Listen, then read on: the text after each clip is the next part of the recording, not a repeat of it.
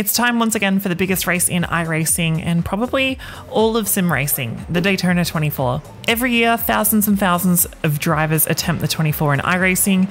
In the past, we've seen drivers like Max Verstappen, Lando Norris, Romain Grosjean, and Tony Kanaan. And if you want to race against these drivers on track, this is one of the best opportunities to do so. Today, we'll be giving a complete guide on what you need to know to do well in the Daytona 24 on iRacing.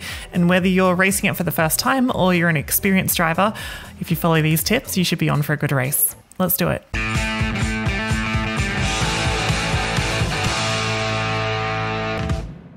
So in this guide, we'll be going through how Daytona 24 works on iRacing, who can race, how to sign up. Then we're getting into how to pick a car, how to build a setup, and how to survive 24 hours of crazy multi-class action. If you think we've missed some important bits of information, definitely let us know in the comments. Otherwise, if you like the video and you think it helped at all, give us a like. We really appreciate it. So the Daytona 24 on iRacing takes place between January 20th and 22nd, and there's 4 different time slots that you can choose to race in. Those time slots are 10 p.m. GMT on the Friday, and then 7 a.m. midday and 4 p.m. on the Saturday. You can choose to race any of those 4 slots. The midday Saturday slot is the broadcasted race. So if you're in top split and you want to be famous and on the broadcast and all of that, I would pick that race. It is by far the busiest race though, and the most teams attempting it. If you're new to Daytona, I actually recommend picking one of the earlier races, because if you crash in the first couple of hours, you can then pick one of the later races, re-sign up and give it another go. So who can enter the Daytona 24 on iRacing? Well, anybody with a D 4.0 license can enter, which means either you've got a D license with a 4.0 or higher safety rating, or you've got a C license or anything higher than that. The Daytona 24 is a team race, and you will need a couple of drivers to form a team. The minimum amount of people in a team is 2, but I strongly advise against doing that unless you really hate sleep. Most teams will be driving with around 4 drivers, which gives the best balance of rest, whilst also making sure everyone gets enough of a go. So you've got your drivers and you know what race you're attempting.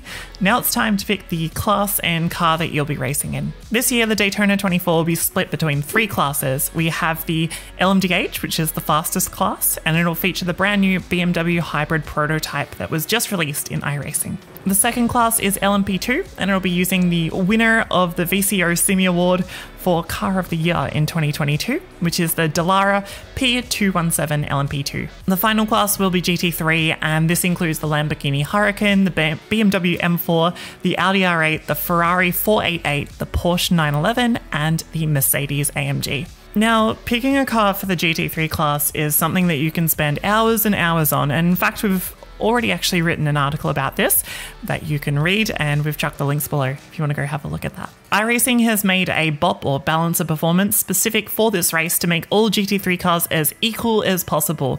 And I've tried it myself, and honestly, all the cars are pretty similar, and unless you're in the top few splits, I strongly recommend not getting too hung up on selecting the meta car. I reckon picking a car that you enjoy driving is the best way to enjoy the 24 hours of Daytona, and I promise you'll have a better time and a better result if you just pick a car that you enjoy driving and you click with. So you've picked your car, and now it's time to get into building a setup for your team. I'm not going to get into the real nitty-gritty of building a setup on iRacing, but when building a Daytona 24 set, the priority is making the setup easy to drive, as you'll be putting many hours on the set, often whilst completely sleep deprived. Also for Daytona, there is a lot of straight lines, so make sure your car is a rocket on the oval section, so dial off the wing, flatten the ride heights, things like that. A great way to test your set is in the official IMSA series, which is running 45-minute races every 2 hours in the week leading up to the event. Another thing I recommend in the days leading up to the race is to build a schedule for your team. I recommend aiming for each driver to do about 2 hours at a time.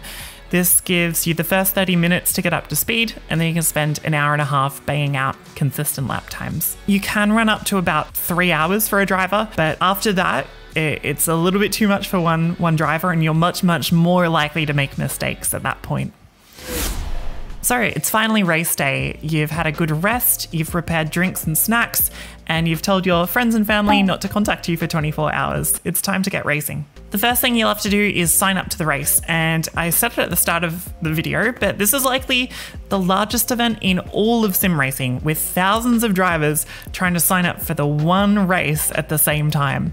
With so many drivers trying to enter the one race, the servers will normally go all funky, and often the iRacing website will completely go down around the time that the race launches. To combat this, iRacing normally opens entries for the Daytona 24 a whole hour before the race starts, and I recommend taking advantage of this. As soon as entries open, make sure to enter your car. You don't want to be refreshing iRacing in the minutes leading up to the race. You'll need one driver to sign up your team, and they'll have to select the correct drivers that'll be taking part in the race. Make sure you select them correctly, as each driver will need to meet the fair share rule if you select them. The fair share rule is the minimum amount of laps that each driver in your team needs to complete, and you grab this number by taking the total number of laps you complete, and then divide that by the number of drivers in your team, and then divide that number by 4. This is big brain time. If you pick a driver for your team and they don't sign up or meet the fair share rule, your entire team will be disqualified. So make sure you select the right people. Once signed up and when the lobby starts, iRacing will allocate you to a split. And this is based upon your team's average combined iRating. iRacing often takes up to 20 minutes or so to spool up all the servers for the Daytona 24. Once you're in the server, you will have 30 minutes of practice, and then you'll have qualifying, and then you'll go racing. For qualifying, chuck in your fastest driver, take the fuel out of the car, and get them to go as fast as possible for the 2 qualifying laps. This is a 24-hour race though, and qualifying isn't really that important. If it is your first Daytona 24 that you're doing and you're really scared of crashing in the first couple of corners, you can even start from pit lane if you'd like. Once qualifying is done, it's time to start racing. Any driver can start your car. It doesn't have to be the same driver who qualified, but I would recommend picking your most experienced driver for the start. Someone who's comfortable being around lots of other cars in the hustle and bustle of the rolling start. Once the green flag drops and you survive the first few laps, you'll start to get into a rhythm and can start attacking Daytona. And I'm not going to do a full track guide on Daytona, but Daytona is pretty much around about 5 corners or so you can learn it pretty quickly. Turn 1 is a big braking zone. There is a yellow pole on the right-hand side of the track. I use that as a general braking marker, and you just need to be careful on the brakes. It's a pretty basic corner. The next one is the International Horseshoe. Just be careful of cars exiting pit lane on the way in, but otherwise it's a standard hairpin. Focus on not sliding and triggering the ABS or traction control. The dogleg is flat, and then you go into the West Horseshoe, which is another hairpin, and then you have turn 6, which is another hairpin.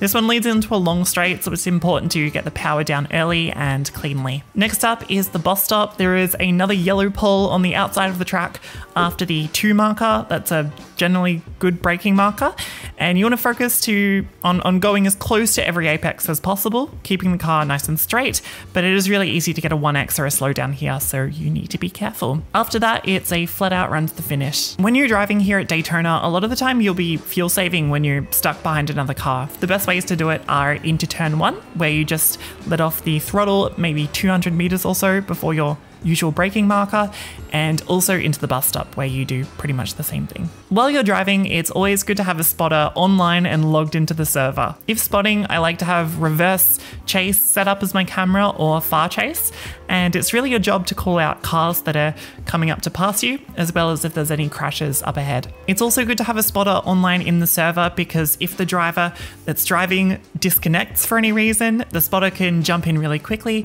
before the other driver gets time to get back into the server. The Daytona 24 is a multi-class race, which means there are lots of other cars on track that you're often not competing with. There are some things that you can do to make everyone's life easier on track with the other classes. The main tip I give is to clearly signpost where you're going. If you're a faster car coming up on a slower car, show the nose nice and early so the car in front can see which way you're going. And likewise for slower cars, always hold your line and be predictable. You don't need to get out of the way of the faster car, but you do need to hold your line and drive as predictable as possible. If you follow these tips, you should be on for a good race. You've just got to stay focused and positive. Even if you do get shunted or taken a couple of laps down, don't give up. Best of luck in your Daytona 24. If you're racing this weekend, Let us know in the comments if you're excited or if you've watched this video after the race has happened. I'd love to hear how you went and if you had a good race. Otherwise, if you liked the video, we appreciate all the likes, and you can subscribe to Overtake. We're producing lots more sim racing videos throughout 2023. See ya.